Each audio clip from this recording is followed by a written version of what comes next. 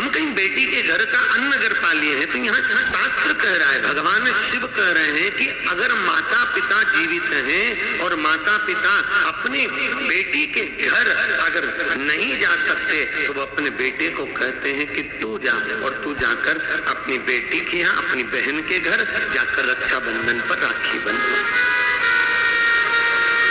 जाओ, तुम जाओ।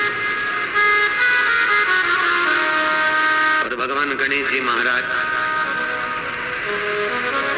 राखी काय पर बैठकर बांधी जाती है? अरे बोलो तो, एक चौकी पर, पाटे पर, आसन पर बिठाकर रक्षा सूत्र बांधा जाता है। राखी बांधने के बाद बहन भाई के माथे पर, अरे बोलो तो, तिलक कर। आप लोग भी तिलक करते हैं। तिलक क्यों किया जाता है? तो कहते हैं ये तिलक हमारे यहाँ शुभ कार्य का प्रतीक है। पर तिलक प्रतीक है, पर जो चावल हम तिलक में लगाते हैं, ये क्यों लगाते हैं? ये चावल का क्रम कहाँ से चालू हुआ? सिर में चावल चिपकाना, तिलक लगाने के बाद चावल लगाना, कहाँ से चालू हुआ? ये चावल है क्या? आखिर ये चावल तिलक के बाद में ब्राह्मण या आप किसी को भोजन करा रहे हो, जमाई को तिलक कर रहे हो, बेटी को तिलक कर रहे हो, तो कंकु लगाने के बाद चावल क्यों लगाया जाता है? उस चावल का क्या प्रमाण? उस अक्षत का क्या प्रमाण? क्यों लगाते हैं उसको? लगाते लगाते पूरी जिंदगी हो गई। अरे तो बता दो क्यों लगाते हैं? वो चावल का क्या प्रमाण कि कंकु का तिलक तो लगाया, वो हमारे यहाँ शुभ कार्य का प्रतीक है, समृद्धि का प्रतीक है। पर जो अक्षत हम माथे पर किसी के लगाते हैं, कंकु लगाने के बाद में, चंदन लगाने के बाद में जो चावल लगाया जाता है, वो चावल का क्रम क्या है? तो शास्त्र कहता है, सुंदर विष्णु पुराण में भगवान वेदव्यास जी ने वर्णन करा, जिसके मस्तक पर तिलक लगाया जाता है वो शुभ कार्य का प्रतीक होता है। और अक्षत इसलिए लगाया जाता है कि इस अक्षत के माध्यम से आपकी जिंदगी में ये शुभ कार्य निरंतर चलता रहे, इसलिए अक्षत उसके माथे पर लगाया जाता है, शुभ कार्य के लिए, निरंतर चलने के लिए। इसको कहते हैं अक्षता। अक्षता का मतलब क्या है? निरंतर चलता रहे, निरंतर बढ़ते रहो। दूल्हा दुल्हन की जब जयमाला होती है, आपके यहाँ होता कि नहीं होता पता नहीं, पर महाराष्ट्र में तो एक नियम है कि दूल्हा दुल्हन की जब जयमाला होती है तो सबको पीले चावल दिए जाते हैं। इधर देते हैं क्या? तो पीले चावल देते हैं, और पीले चावल देकर फिर उसको सत्यवाचन के अनुसार उसमें छोड़ा जाता है। शुभ मंगला, अरे बोलो तो, सावधान, शुभ मंगला, सावधान।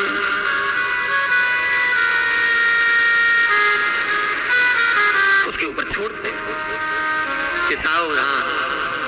और ये चावल तुम्हारे मस्तक पर जो पड़ा हुआ है, तुम्हारे मस्तक पर जो डाला जा रहा है, तुम्हारी जिंदगी इसी प्रसन्नता में निरंतर बढ़ती चली जाए। वो अक्षता का मतलब है। केवल एक देव है महादेव, जिनको खंडित चावल कभी नहीं चढ़ता।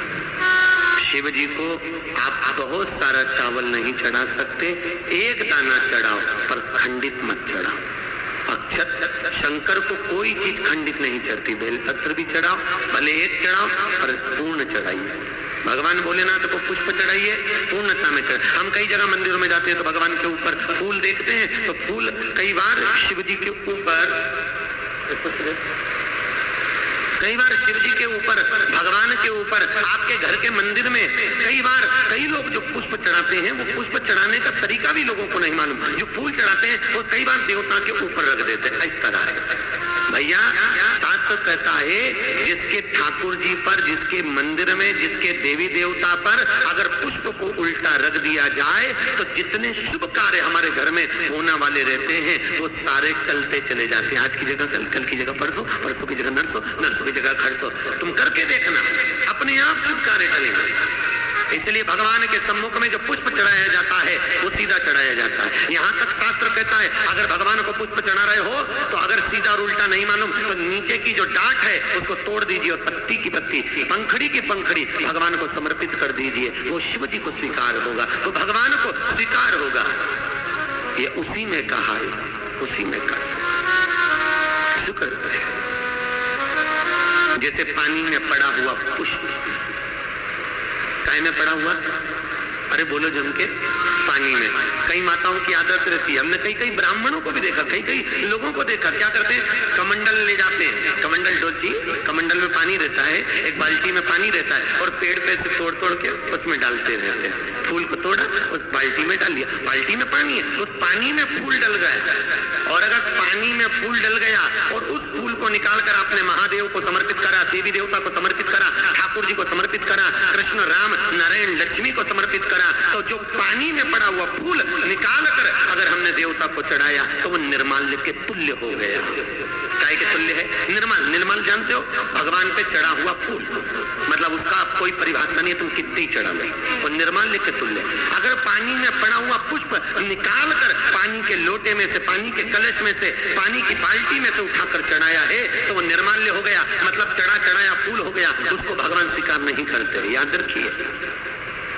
उसी तरह जैसे तांबे की प्लेट में रखा हुआ चंदन, तांबे की प्लेट में अगर चंदन रखा है और वो अपन ने लगा दिया तो वो चमड़े के बराबर हो जाता है। इसलिए तांबे की प्लेट का चंदन किसी को नहीं चढ़ाया जाता, किसी देवता को नहीं लगाया जाता, किसी देवता निर्माण।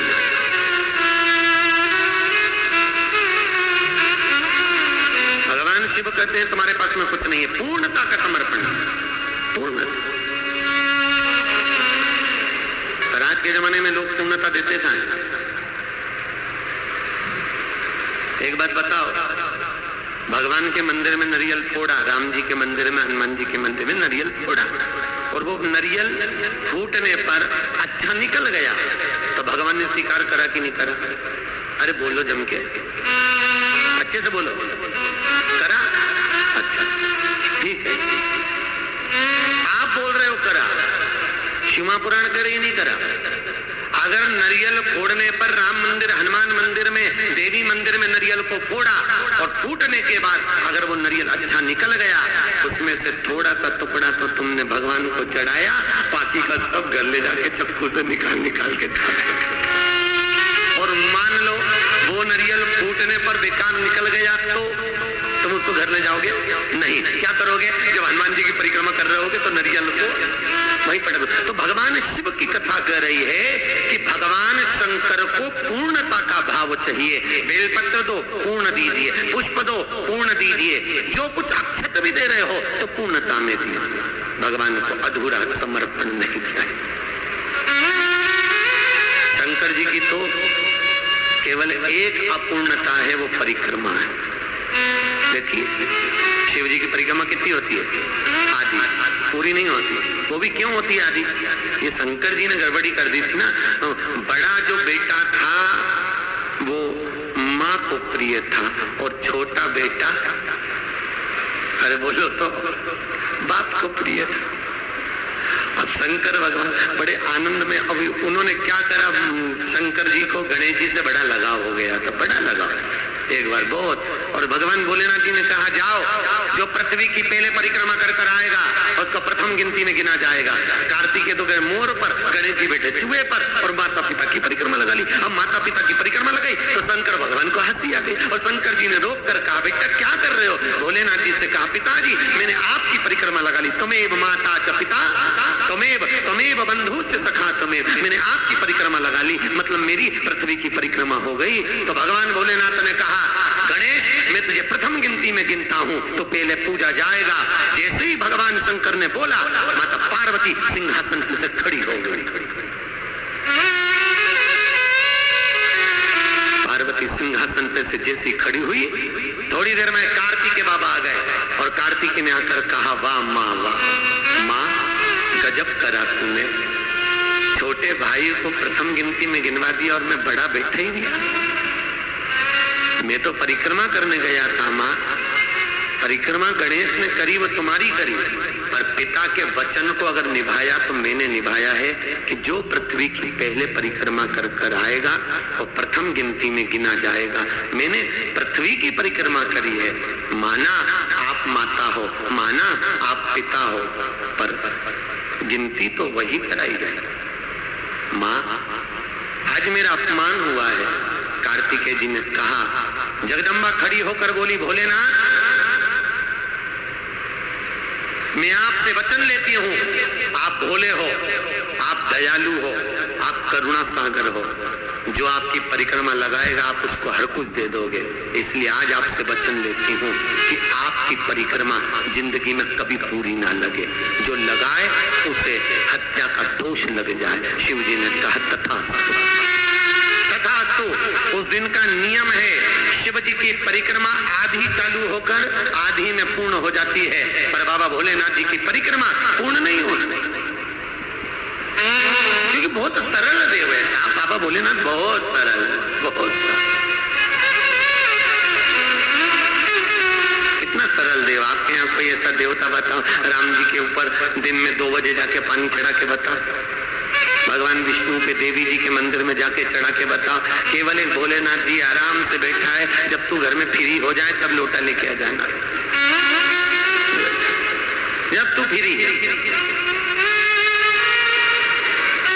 और सावन महीने में तो कभी आप काशी, महाकाल, उज्जैनी आदि ओमकारेश्वर, मल्लिकार्जुन आदि जगह जाके देखो तो इतनी भीड़ रहे, लोग कांवड़ जानते हो ना, कांवड़ लेकर जाते हैं, और कांवड़ लेके जाके पानी और कोई तो वहीं पे कांवड़ का लोटा तक भगवान पे फेंक दे। पार्वती जी बोलती हैं, भोलेनाथ क्या दशा हो रही तुम्हारी? भगवान बोले, मैं भी चुप बैठा, तू भी चुप बैठी, आपने कहीं नहीं बोलना, बस चुपचाप बैठे रहो आंख बंद करके।